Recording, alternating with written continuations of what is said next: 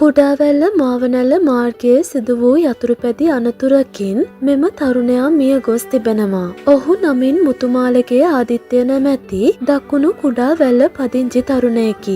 මෙම තරුණයා ලබන මාසයේදී විදේශ අධ්‍යාපනය ලැබීමට එක්සත් රාජධානිය බලා යාමට සිටී බවයි වාර්තා වන්නේ. ඔහුගේ පියා බහුදින ධීවර යාත්‍රා හිමිකරුවෙක් වන අතර මාපියන් හා සොයුරන් දෙදෙනා අසල නිවසක උත්සවයකට ගොස් සිටියදී මෙම සිසුවා ඔහුට අයත් යතුරුපැදියේ නැගී කුඩාවැල්ලේ සිට මාවනැල්ලට ගොස් ඇති අතර එහිදී මෙම අනතුර සිදු වී තිබුණේ මෙසේයි. යතුරුපැදියේ අධික වේගය පාලනය කරගත නොහැකිව සිසුවා මාර්ගයේ ඇද වැටි හිසට බරපතල තුවාල සිදුවීමෙන් මෙම මරණය සිදු වී ඇති බව මරණ පරීක්ෂණයෙන් අනාවරණය විය. ඔහුගේ අවසන් කටයුතු මව්පියන්ගේ සෝසුසුම් මැද සිදු කර තිබුණා. ඔහු මිය යන විට ඔහුට ආදරවන්තියක් සිටී අතර ඇයටද මේ වේදනාව දරා ගැනීමට නොහැකි වී තිබුණා. අනේ සුදු මොකක්ද මේ උනේ මගේ වස්තුවේ? මං කොහොමද දරා ගන්නේ? අපේ හීනවලට මොකක්ද වෙන්නේ සුදු? අනේ මගේ රත්තරනේ මාව තනි කරලා දාලා ගියේ ඇයි මෙහෙම?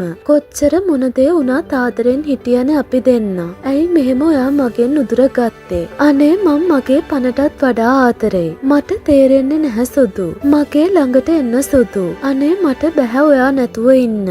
ඇයි එසේ සංවේදී වෙද්දී මෙම තරුණයාගේ මිතුරන්ටද මේ වේදනාව දැනී තිබුණේ මෙසේයි. උඹ මට හිමීට යමන් කියලා උඹ යන්නම ගියානේ බං. අද කොල්ල සේරම උඹ ළඟට ඇවිත් අඬනවා රත්තරනේ. ඒත් උඹ නෑ අපි ළඟ අද.